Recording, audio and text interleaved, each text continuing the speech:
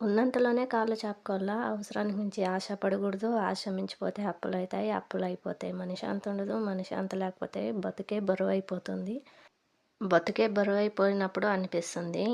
ఇంట్లో ఉండేవాళ్ళని బాధపెట్టి, బిడ్డలని బాధపెట్టి, కట్టుకుండేవాళ్ళని బాధపెట్టి, ఆశపడి ఇదంతా చేసి, నేను సాధిచ్చింది ఏమి అని అప్పుడనిపిస్తుంది.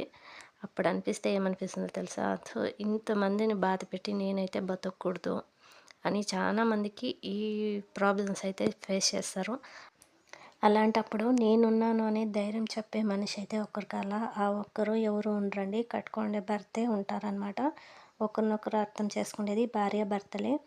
అలాంటోళ్ళు ఒక్కరు చెడుదావులు తప్పినా ఒకరిని క్షమించుకొని, ఒకరినొకరు అర్థం చేసుకొని ఇలాంటి ప్రాబ్లమ్స్ అన్నీ ఫేస్ చేసుకోవాలా.